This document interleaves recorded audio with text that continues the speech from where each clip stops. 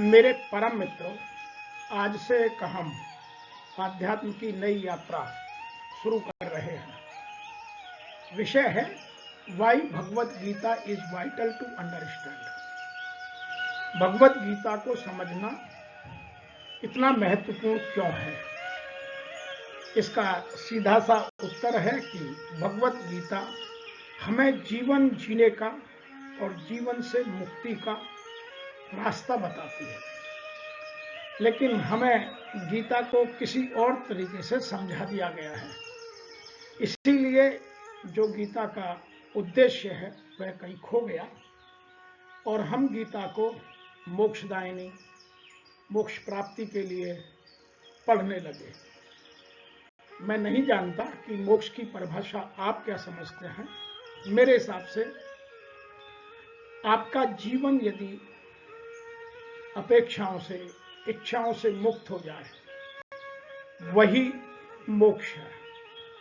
यदि एक आप बिना किसी इच्छा के और आप अपने लक्ष्य की ओर अग्रसर होते रहें, तो वही आपका जीवन जीने का तरीका है।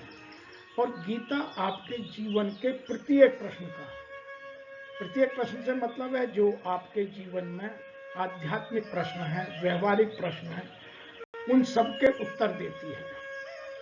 उसका कारण भी है कि हम गीता के उत्तरों को परोक्ष या अपरोक्ष रूप से ऐसा मानते हैं कि ये भगवान श्री कृष्ण ने अर्जुन को सुनाई, हमारे मतलब की नहीं है। लेकिन ऐसा नहीं है। यह पूरा साहित्य हमारे जीवन को सुंदरतम और उत्कृष्टतम बनाने के लिए पूरे संसार में, सभी भाषाओं में, सभी जगह उपलब्ध है। और मैं ऐसा मानता हूं कि गीता प्रत्येक मानव को, चाहे वह किसी भी धर्म का हो, किसी संप्रदाय का हो, किसी भी जाति का हो, किसी देश का हो, किसी भी भौगोलिक परिस्थिति में रहता हो, पढ़ना, समझना और जीवन में पालन करना बहुत जरूरी है। तभी हम जीवन से मुक्त हो सकते हैं। आइए आज भारतीय परिप्रेक्ष्य में गीता की कुछ जानकारी हम लेना चाहते हैं, समझना चाहते हैं कि भारत में गीता का जन्म हुआ, लेकिन भारत में गीता की क्या स्थिति है। सबसे पहली बात है, भारत एक आध्यात्मिक देश माना जाता है, लेकिन जहां आध्यात्मिकता है वहां यह सब क्यों? भारत में आज भी धन धान्य से परिपूर्ण नहीं है, नो प्रॉस्पेरिटी।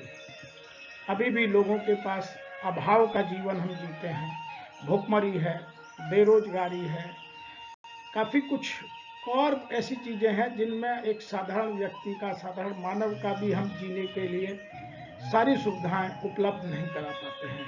क्यों? पहला प्रश्न। दूसरा प्रश्न है नो हार्मोनी।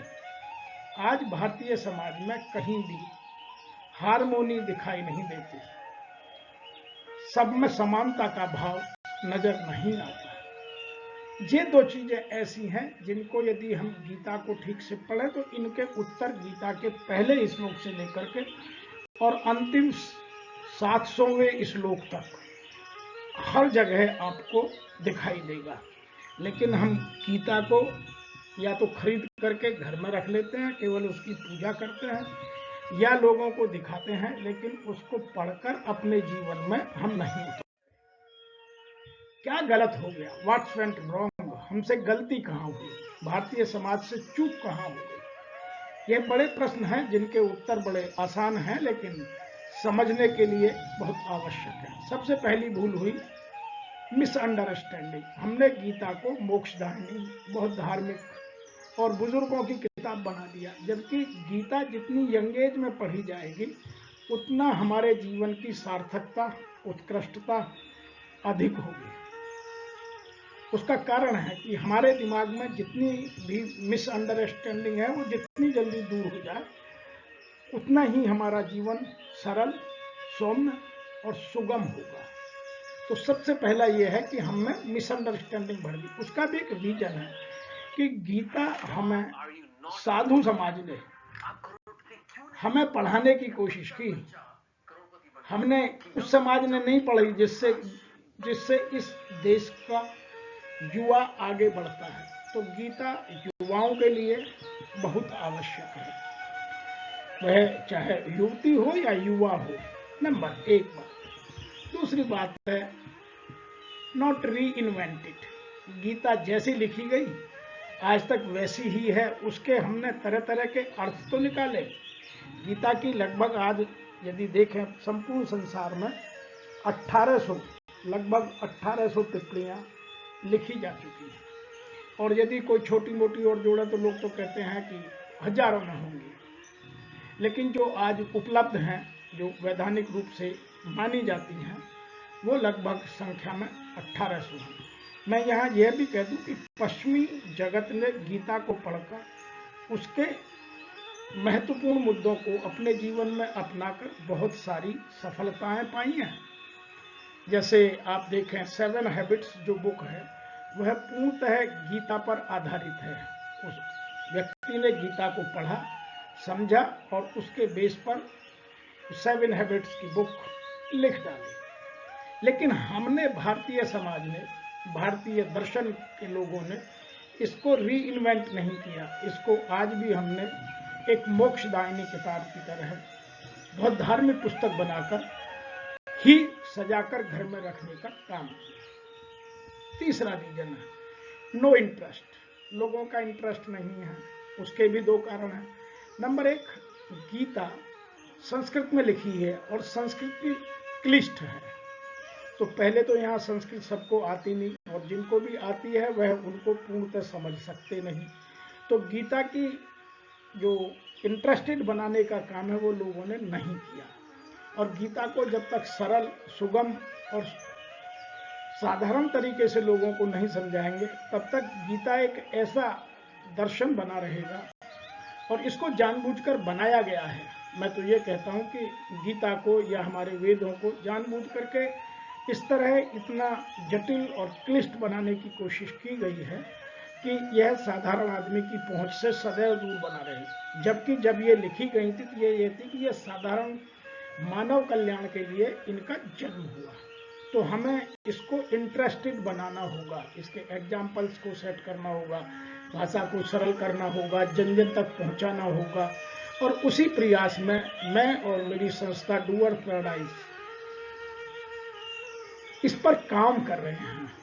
जो डूअर्स पैराडाइज फाउंडेशन है उसका काम है कि हमारे जितने भी इस तरह के ग्रंथ हैं उसको सरल भाषा में सब तक सरल शब्दों में पहुंचाना। नंबर 4 है नो टेक्नोलॉजी ट्रांसफर। हमारी साहित्य को और बहुत सारी चीजों को तो टेक्नोलॉजी से ट्रांसफर एक पीढ़ी से दूसरी पीढ़ी में किया गया, लेकिन गीता को गीता के मूल रूप से जो मूल उद्देश्य है उससे आगे की पीढ़ियों में टेक्नोलॉजी के हिसाब से ट्रांसफर नहीं किया गया। हाँ, महाभारत को बनाया जरूर गया, लेकिन उसको भी उसमें डिस्क्लेमर लगाया कि यह लोगों के एंटरटेनमेंट के लिए है, इसको धर्म के लिए ना समझे। ऐसे ही यदि हमारे जितने भी इस तरह के ग्रंथ हैं जिनसे मानव कल्याण हो सकता है, उनको टेक्नोलॉजी के साथ ट्रांसफर करना भी मानव जाति का, जो आज की तत्कालीन व्यवस्था है, उसका ही प्रमुख उद्देश्य होना चाहिए। लेकिन वह भी पूर्णतः ईमानदारी के साथ, इसको किसी धार्मिक भावना के साथ नहीं, किसी और मन में कुंठा के साथ नहीं, इसको मानव कल्याण के लिए सरल शब्दों में सरल तरीके से सबके पास पहुंचाने का काम टेक्नोलॉजी के द्वारा किया जाना चाहिए। और वह तभी संभव है कि जब इसमें जो लोग पढ़ते हैं वह इसके वास्तविक अर्थ को समझकर मानव कल्याण की यथार्थ में क्या आवश्यकता है। जैसे मैं यहाँ एक नाम ले सकता हूँ, बहुत सारे लोगों ने गीता को ट्रांसलेट किया है हिंदी में, इंग्लिश में, किसी ने गद्य में, किसी ने पद्य में, लेकिन इसका जो मौलिक रूप है, जो व्यक्ति के जीवन को उत्कृष्ट बना सकता है, उसको पहली बार करने का काम अब शुरू हुआ है कि लोग गीता को धार्मिक की जगह जीवन को उत्कृष्ट बनाने के हिसाब से पढ़ना प्रारंभ कर चुके हैं। दूसरा, गीता को लोगों ने इस तरह से अब तक प्रस्तुत किया है कि यह एक बहुत धार्मिक पुस्तक है, बड़ी सावधानी से और उच्च गुणवत्ता के साथ उच्च शिखर पर बैठे लोगों को ही पढ़ना चाहिए। वह भी गलत है। गीता छोटे से छोटी जाति का, छोटे से छोटे धर्म का, छोटे से छोटे पद पर काम करने वाला पढ़कर अपने आप को उत्कृष्ट बना सकता है। तो ये 4 बड़ी गलतियां हैं जिनकी वजह से गीता को हमने बहुत पीछे ले जाकर केवल शोकेश तक की बुक बनाकर छोड़ दिया। नंबर नेक्स्ट बात करेंगे रोल ऑफ भगवत गीता। भगवत गीता का वास्तव में रोल क्या है, ये किस लिए इसका जन्म हुआ। सबसे पहले ये इस हमारे जीवन में ऐसा होना चाहिए जैसे खाने में नमक, यदि ज्यादा हो गया तो भी टेस्ट नहीं और कम रह गया तो भी टेस्ट नहीं। तो प्रत्येक व्यक्ति को गीता का प्रभाव अपने जीवन में अपने हिसाब से सेट करना आवश्यक है। तभी हम जो उत्कृष्ट विचारों का जन्म है उनको अपनाकर अपने जीवन को आगे और उत्कृष्ट बना सकते हैं। दूसरा, ओवरकम चैलेंजेस।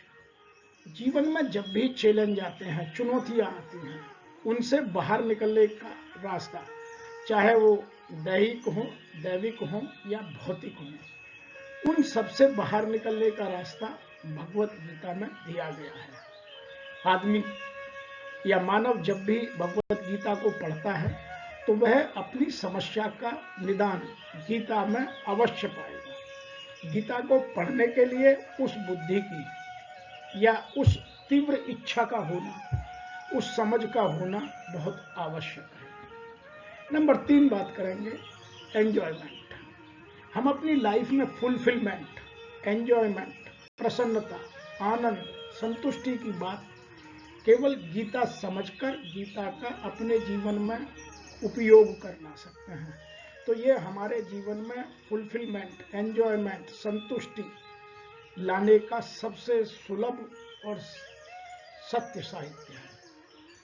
नंबर 4 है सक्सेस। यदि जीवन में सफलता पानी है तो उसके लिए कोई और साहित्य आप पढ़ें। मैं ये नहीं कहता कि और साहित्य ना पढ़ें, लेकिन गीता को सरल तरीके से समझें, गीता को पढ़ें और गीता जीवन में सफलता की गारंटी देती है। लेकिन एक शर्त है कि गीता को सही भाव में, सही तरीके से समझें, अक्षर से पालन करें और फिर उसमें अपने प्रति ईमानदारी रखें। तभी गीता आपके जीवन को सुंदर और उत्कृष्ट बनाने में सहायक होगी। नंबर 5 है रिलेशनशिप। हम सामाजिक प्राणी हैं, समाज में रहते हैं, तो हमारे जितने भी रिश्ते हैं उन सब की नींव यदि गीता के आधार पर रखी जाए तो हमारे रिश्ते और प्रगाढ़ होंगे और मजबूत होंगे और उनमें गहराई आएगी। आज जो रिश्तों में खटास है, कड़वाहट है, जो रिश्तों में स्वार्थ आ गया है, जो रिश्तों में और बहुत सारी क्लेश है, द्वेष है, जलन है, ईर्ष्या है, प्रतिस्पर्धा है, ये सब भर गई हैं। इन सबको गीता जड़ से खत्म करने की गारंटी देती है। इसलिए गीता रिश्तों को मजबूत करने का सबसे सुलभ और सच्चा साहित्य है। नंबर 6 है क्लैरिटी ऑफ थॉट। आपके जो विचार हैं उनमें गीता पूर्णतः पवित्रता और स्वच्छता दोनों लाती है। गीता से आपके विचारों में जो क्लैरिटी आ जाएगी वह और किसी में शायद इतनी जल्दी ना आए। मैं ये नहीं कहता कि और साहित्य में नहीं है, लेकिन गीता जिस तरह से यथार्थवाद पर जोर देती है, सत्य को अपनाने की बात करती है, अपने अंतःकरण को मजबूत करने की बात करती है, वह आपके थॉट क्लैरिटी को बहुत आगे बढ़ा देती है। तो ये कुछ चीजें हैं और ये कब संभव हो सकती हैं, जब हम गीता को गीता की तरह पढ़ें।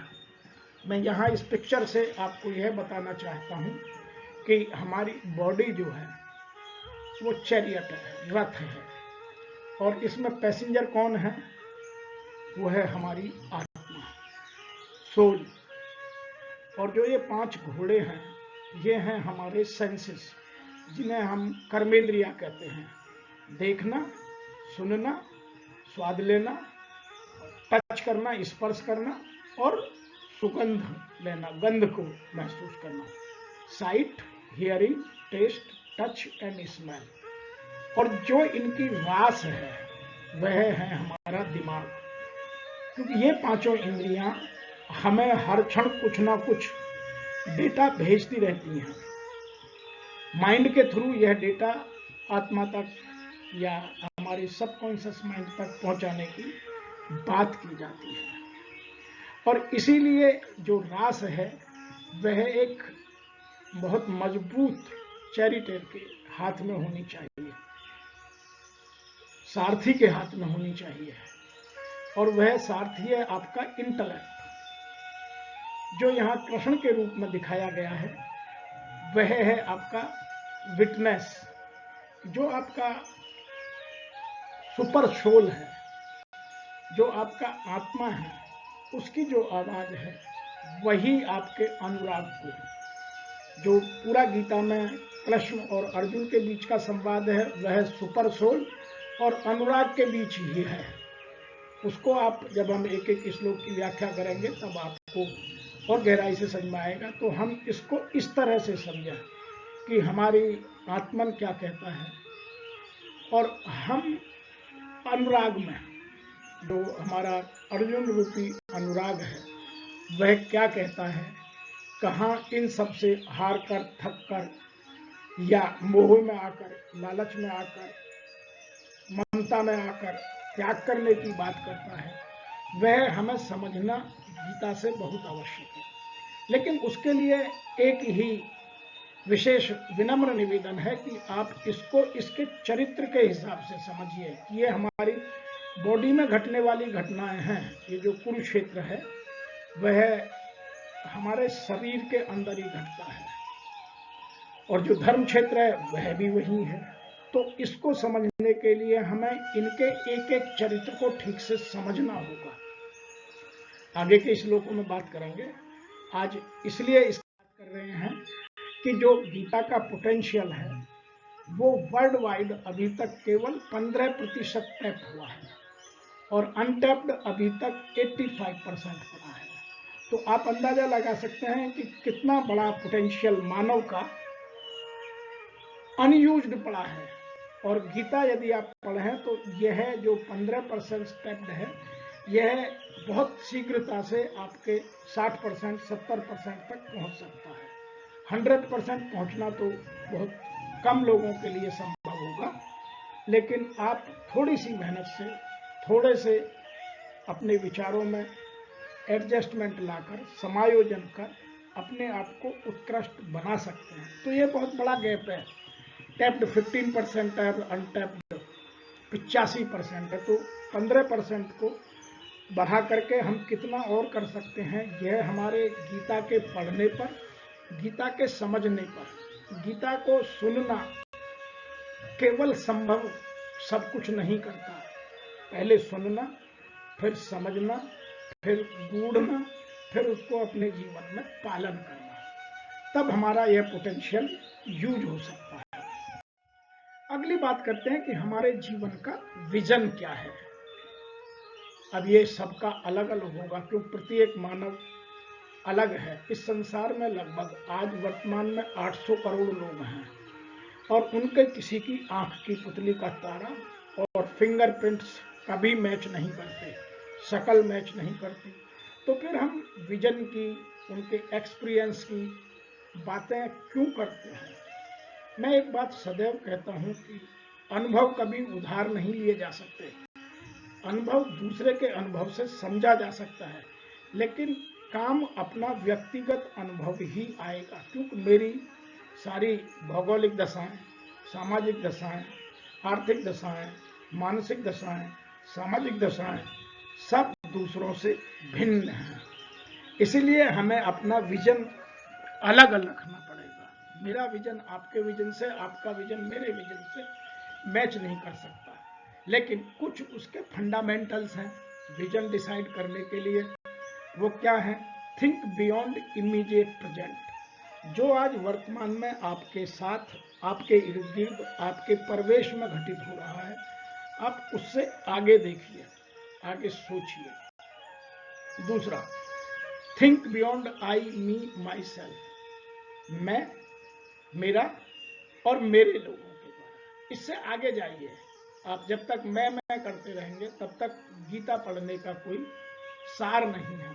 तो आप आई, मी, माई सेल्फ से आगे की सोच रखिए। तीसरी कंडीशन है विजन बड़ा करने की, identify with larger goal of life. आप अपने जीवन का जो अल्टीमेट गोल है वो बहुत बृहद रखिए, विस्तृत रखिए, बड़ा रखिए। बहुत सारे लोग, मैं आपको एक एग्जांपल से समझाने की कोशिश करता हूँ कि एक डॉक्टर है, उसने MBBS की, फिर MD की, फिर और बहुत सारी डिग्रियां की, लेकिन उसके जीवन का उद्देश्य यदि केवल अपना पैसा कमाना और अपने ही स्वार्थों की पूर्ति करना है तो उसका विजन बहुत छोटा है। उसका विजन यह होना चाहिए कि मैं पैसा भी कमाऊंगा लेकिन अपने मरीज की पूरी केयर करूंगा और इस समाज को स्वस्थ बनाऊंगा। यह एक बड़ा विजन है। ऐसे ही बहुत सारे लोग हैं और जो जिस प्रोफेशन में हैं, तो आप अपने विजन को जरा इस तरह से सोचकर बड़ा बनाइए। और उसके लिए मैं एक टर्म यूज करता हूं, थिंक बिग।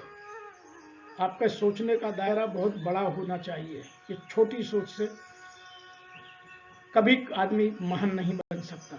हाँ, उसके लिए समाज में आपको रेजिस्टेंस आएगा, सदैव आया है, आता रहेगा और पहले भी आया था, तो उससे डरने की कोई आवश्यकता मेरे हिसाब से है नहीं। तो आपको विजन बड़ा करने के लिए कुछ चीजें, इस कि जीवन में दो एस्पेक्ट हैं जब हम सोचते हैं, एक है नेगेटिव और एक है पॉजिटिव। तो गीता केवल पॉजिटिव एस्पेक्ट की बात करती है कि how to fulfil yourself, आप अपने आप को कैसे संतुष्ट बनाएं। गीता अबेंडेंस डिजायर की, अनेक इच्छाओं की बात नहीं करती, इच्छाओं को काटने की बात करती है कि आपकी जितनी इच्छाएं, अपेक्षाएं कम होंगी, उतने आपका सोचने का दायरा, आपका थॉट प्रोसेस, आपका जीने का तरीका और आपके जीवन मुक्ति का मार्ग सुलभ होगा। इसलिए आप नेगेटिविटी से निकलकर पॉजिटिविटी की तरफ जाइए। यह आसान नहीं है लेकिन संभव है। अगली हम बात करते हैं, व्हाट इज डिजायर। इच्छा है क्या? इसके लिए हमें दो चीजें जानना बहुत जरूरी है। Do not gate object. आप किसी ऑब्जेक्ट को आप डिजायर मत बनाइए। दूसरा है एजिटेशन इन थॉट्स, कि आपके विचारों में द्वंद्व नहीं होना चाहिए, आपके विचारों में क्लैरिटी होना चाहिए, आपको स्पष्ट नजर आना चाहिए। तभी हम अपने जीवन को बहुत सुलभ और संघर्षपूर्ण तरीके से बाहर निकालकर उत्कृष्ट बना सकते हैं। इसीलिए मेरा मानना है कि हमें इन चीजों को करने के लिए गीता को समझना बहुत आवश्यक है। अब हमारी इच्छा की पूर्ति कैसे होती है? बचपन में हमारे सदैव फिजिकल चीजों की डिजायर होती है। जैसे बच्चे को खिलौना दे दीजिए, खुश हो जाएगा, बच्चे को टॉफी दे दीजिए, खुश हो जाएगा। तो बचपन में हमारी जितनी इच्छाएं होती हैं सब वो भौतिकवादी होती हैं। हम भौतिकवाद का जन्म बचपन से लेकर चलते हैं। जैसे ही हम बड़े होते हैं तो हमारी किस तरह की जो फिजिकल डिजायर है वो किस में कन्वर्ट हो जाती है? वह कन्वर्ट होती जाती है हमारी टीनेज में आते आते इमोशंस में। आप देखेंगे कि आप जो टीनेजर्स हैं उनको आप फिजिकल नीड पूरी करके नहीं, उनको इमोशंस चाहिए। उनकी नीड इमोशनल होती चली जाती है। वहां लव है, अफेक्शन है, सक्सेस है, ये चीजें बीच में आ जाती हैं। आप अपने इर्द गिर्द के उदाहरण देखिएगा। नंबर 3, जैसे हम और मैच्योर होते हैं, जब हम एडल्ट हो जाते हैं तो हमारी इच्छा हो जाती है कि हम इंटेलेक्चुअल डिजायर्स को डेवलप करें। हमारी डिजायर्स इंटेलेक्चुअल होती चली जाती हैं। इसीलिए हमें इन चीज़ों को जानना बहुत ज़रूरी है कि मेरी इंटेलेक्चुअल कैपेबिलिटीज़ कितनी अच्छी हैं, तभी मैं गीता को ठीक से समझ सकता हूँ। इसीलिए हमें यदि इच्छाएं समय के साथ साथ बदलती हैं, उसका यह पूर्ण उदाहरण आपको समझ में आ रहा होगा। और जब हम एडल्ट से भी फुल मैच्योर हो जाते हैं तो ये स्पिरिचुअल डिजायर में कन्वर्ट होती चली जाती है। अब हम बात करते हैं कि डिजायर्स हमारी फॉर्म कैसे होती हैं। उसका है इग्नोरेंस ऑफ फुलफिलनेस। जैसे आपकी एक इच्छा डेवलप हुई, वह खाली रहेगी, भरी नहीं, तो आप में इग्नोरेंस ऑफ फुलफिलनेस आ जाएगा। आप अपनी जो संतुष्टि है वह आपकी खत्म हो जाएगी। उसका एक दूसरा रीजन भी है। उसके रीजन समझने के लिए आपको बिहेवियर और डिजायर, इच्छा के बिहेवियर को, इच्छा के जो काम करने का तरीका है उसको समझना होगा। यदि आपकी इच्छाओं की पूर्ति हो जाती है तो मन में डर आता है। आपने देखा होगा जो आदमी बड़ी पोजीशन पर पहुंच जाता है, जो आदमी बड़े ओहदे पर पहुंच जाता है, उनमें डर ज्यादा घुस जाता है, क्योंकि उनको खोने का उतना ही डर बढ़ता चला जाता है। और जिनके पास कुछ नहीं है उनमें डर किस चीज का? तो इच्छा की पूर्ति डर का जन्म करती है। और यदि इच्छा की पूर्ति ना हो, इच्छा ब्लॉक हो जाए, तो फिर हमें गुस्सा आता है कि मैं ऐसा सोचता था, ऐसा हुआ नहीं, इसीलिए एंगर है। तो फियर और एंगर दोनों का जन्म हमारी इच्छाओं के साथ जुड़ा हुआ है। यदि इच्छा की पूर्ति है तो हमें फियर आएगा, खोने का डर आएगा। आप देखिएगा अपने इर्द गिर्द बहुत सारे मैं उदाहरण दे सकता हूँ। बड़े पोजीशन पर पोजीशन खोने का डर है, नंबर 1 की पोजीशन बिजनेसमैन को पहुंच जाने को उसका डर है। उनके पास पैसे की कमी नहीं है, लेकिन उनकी जितनी इच्छा का फुलफिलमेंट हुआ उतना फियर का दायरा भी बढ़ता चला गया। जिन लोगों को गुस्सा आता है उनकी इच्छा की पूर्ति नहीं होती, इसीलिए वो सदैव एंगर में रहते हैं। तो ये कुछ ऐसे उदाहरण हैं जिनसे आप डिजायर के बिहेवियर को पकड़ सकते हैं। इसीलिए हमें इन चीजों को जानना, समझना बहुत आवश्यक है। अब हम इच्छाओं को, अपनी अपेक्षाओं को, अपनी कामनाओं को कंट्रोल करने के लिए क्या करें, वह गीता बताती है। जो गीता का मेन रोल है वो यहां से शुरू होता है। सबसे पहली है गेन नॉलेज। आपको ज्ञान का अर्जन करना है। आपके पास ज्ञान उस तरह का हो जो फुलनेस को, संपूर्णता को, पूर्णत्व को प्राप्त कराता हो। गीता छोटा मोटा ज्ञान नहीं देती, गीता पूर्णत्व की बात करती है। गीता में ही पूर्णमिदम की बात की जाती है। तो गीता हमें फुलनेस की बात करती है। दूसरा, manage your desire with intellect. आप अपनी इच्छाओं की पूर्ति अपनी बौद्धिकता के साथ कीजिए। इच्छाएं यदि हैं जागृत, तो इच्छाएं उस तरह की हों जो आपके अल्टीमेट ऑब्जेक्ट को पाने में सहायक हों। तो यदि आप इस तरह से अपने आप को डेवलप करने का प्रयास कर रहे हैं तो आपको गीता पढ़ना, गीता को समझना, गीता की व्याख्या को गहराई तक मन में उतारना बहुत जरूरी है। और यही गीता का परम उद्देश्य है। तो मैं ऐसा मानता हूं कि आज हमको भगवत गीता क्यों पढ़नी चाहिए, भगवत गीता को क्यों समझना चाहिए, जीवन में उसकी अपनी चुनौतियों के अनुरूप कैसे उनको प्रयोग करना चाहिए, यह बात समझ में आई होगी। आज इतना ही। अभी हम शीघ्र ही एक दिन में 2 श्लोकों की व्याख्या कर आज के यथार्थ के परिप्रेक्ष्य में आपके साथ फिर आते हैं। तब तक के लिए आप सभी को जय श्री भगवत गीता।